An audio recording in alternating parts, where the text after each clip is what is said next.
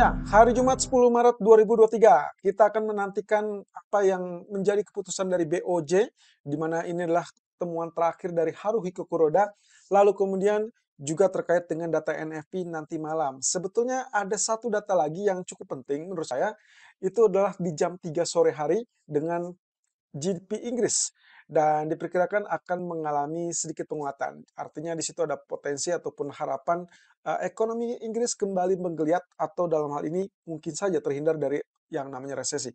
Tapi apakah betul seperti itu? Tapi yang jelas kemungkinan efeknya tidak akan bertahan lama karena semua market atau semua investor seluruh dunia kemungkinan akan terfokus kepada data NFP Amerika. Kenapa? Karena 2 hari yang lalu secara beruntun Powell memberikan testimoni di hadapan Kongres bahwasanya kebijakan FOMC berikutnya akan sangat bergantung kepada data dan sembari juga menegaskan terkait dengan kebijakan yang mungkin saja akan kembali agresif atau dalam hal ini laju kenaikan suku bunganya yang bisa lebih tinggi.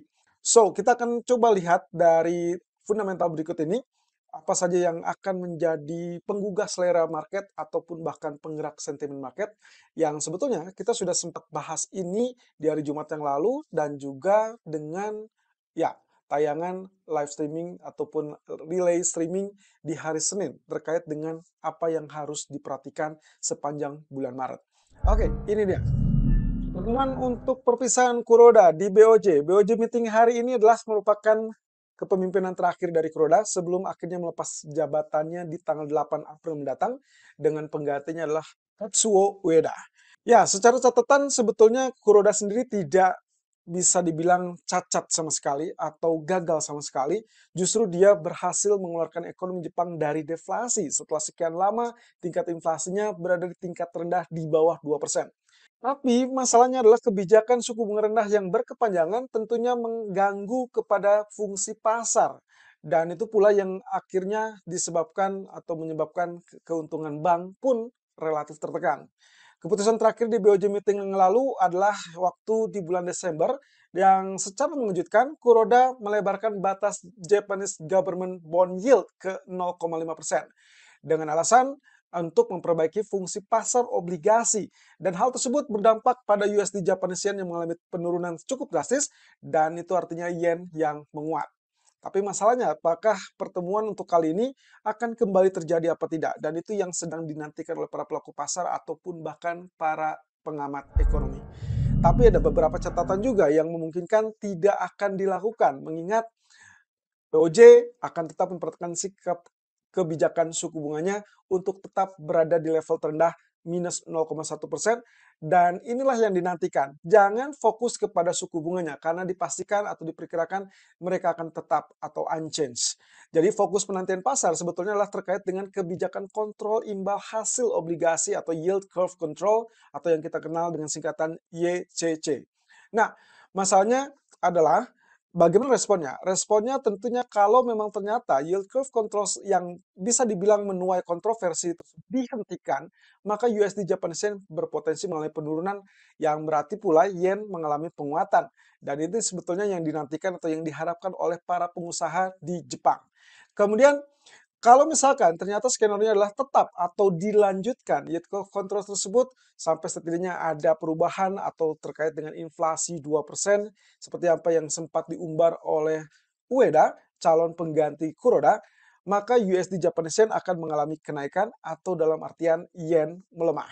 Jadi kalau tidak ada perubahan sama sekali suku bunga ataupun bahkan yield curve control, maka kemungkinan kita melihat USD Japanese Yen kemungkinan menjebatani atau kembali melayang ke level 138 atau bahkan 140-an.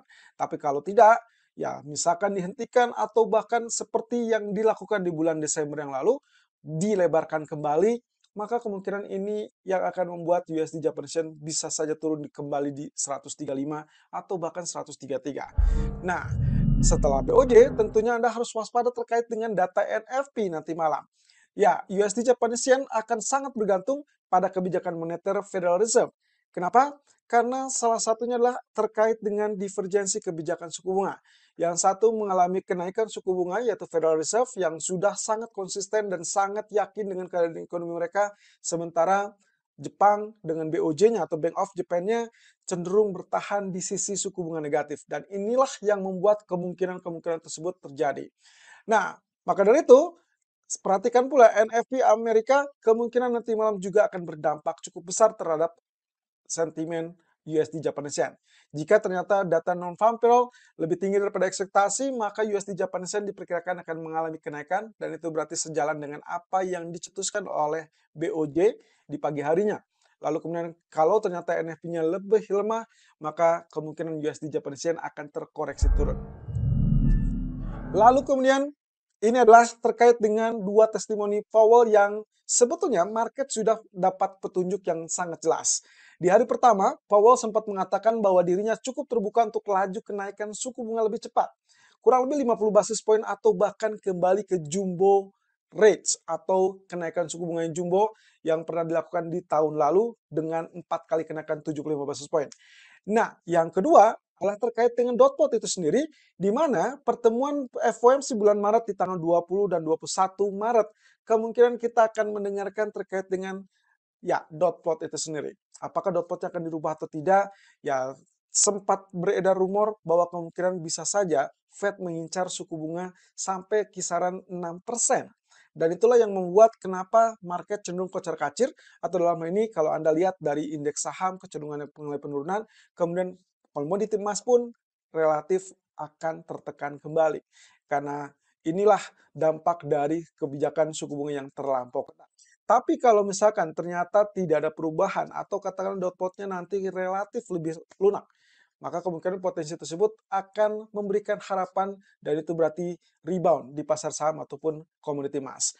Nah, tapi di hari kedua justru kembali lagi Powell mengatakan atau menegaskan bahwa kebijakan suku bunga di bulan Maret tersebut akan bergantung kepada data ekonomi. Dan itu berarti terkait dengan data non-farm payroll, CPI, PCE, dan juga GDP Amerika. Maka dengan demikian pula, saya menegaskan jika ternyata Fed mendapati semua data tersebut lebih kuat atau relatif tetap kuat, maka siap-siaplah untuk kemungkinan laju kenaikan yang lebih cepat. Dan itu berarti 50% sudah diakomodir, bahkan kemungkinannya sangat dinantikan oleh pasar. Nah, ini kaitannya juga dengan dua pernyataan hawkish terakhir yang paling di pasar, baik itu dari Neil Kashkari maupun Waller. Jadi semua pejabat Fed sendiri menyoroti bahwa kemungkinan kenaikan suku bunga masih akan tetap berlanjut, tapi hanya segelintir orang yang meyakini untuk kenaikan 50 basis poin, atau bahkan bisa dibilang dot plot yang harusnya lebih tinggi. Tapi sehokis-hokisnya seorang Fed Bullard, dia sendiri mengatakan bahwa kemungkinan target untuk Federal Fund Rate hanya berkisar 5,5%. Well, market atau dalam hal ini ekonom masih tetap menantikan apa yang terjadi kalau memang ternyata suku bunga bisa sampai ke 6%. Dan itu yang akan mengkhawatirkan pasar sehingga akhirnya menekan terkait dengan kekhawatiran resesi kembali. Imbasnya apa? Imbasnya tentunya pasar komoditi seperti minyak pun relatif bisa tertekan karena tingkat permintaan yang relatif lebih rendah saat kekhawatiran tersebut terjadi. Ini adalah Fed before dan after dan juga tentang market pricing-nya. Jadi ada 76% kemungkinan market memperkirakan ada kenaikan 25 basis point. Sementara sisanya 24% memperkirakan kenaikan di 50 basis point. Tapi jangan lupakan, dengan pernyataan dari Powell di hari pertama dan hari kedua saat dia testimoni di hadapan Kongres, maka peluang tersebut akan sangat bergantung kepada data. Tolong digarisbawahi, sangat bergantung kepada data ekonomi. Kalau misalkan kita perhatikan dari NFP Januari yang dirilis bulan lalu, cukup tangguh dan itu 517.000. Ada beberapa yang sangat sanksi, artinya mereka cukup memahami bahwa kemungkinan data tersebut adalah seasonal. Yang kemungkinan potensi berikutnya adalah relatif akan melunak. Tapi tentunya apakah akan direvisi naik atau revisi turun, itu semua akan bergantung dan akan sangat terlihat nanti malam.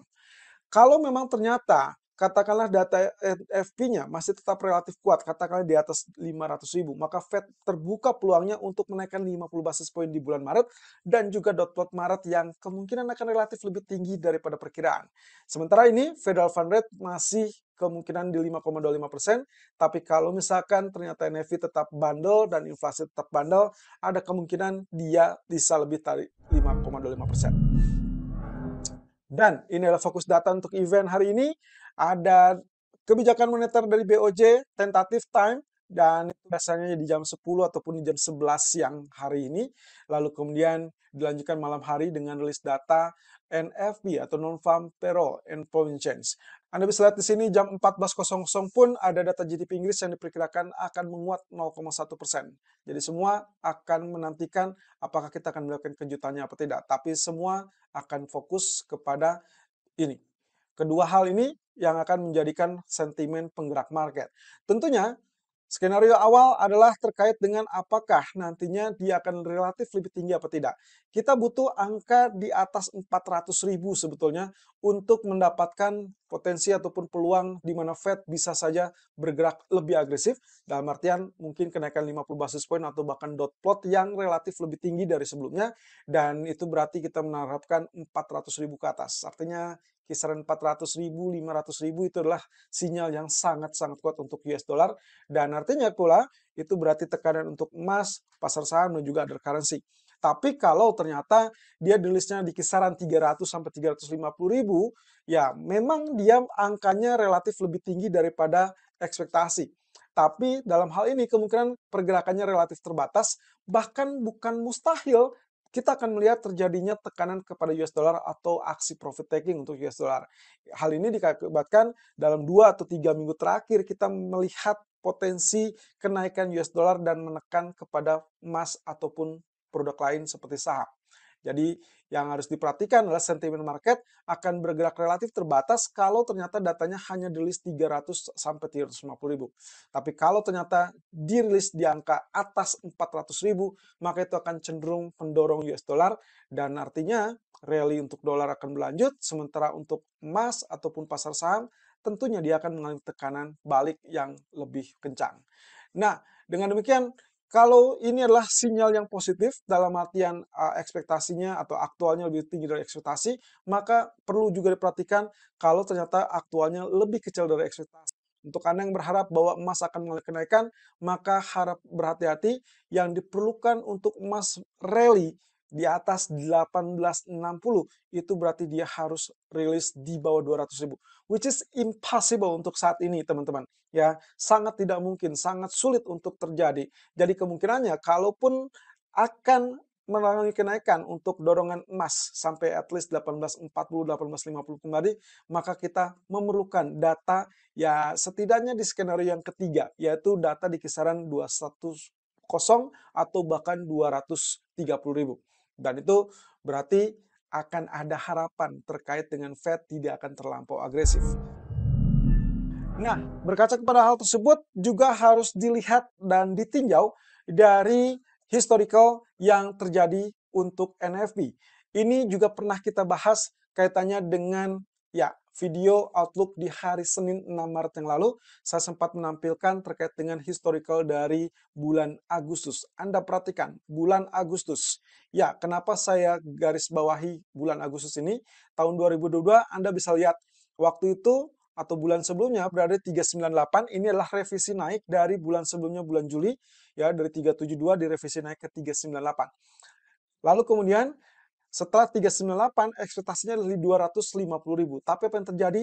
Rilis data cukup mencengangkan, mengagetkan, ternyata dia melonjak naik ke 528.000.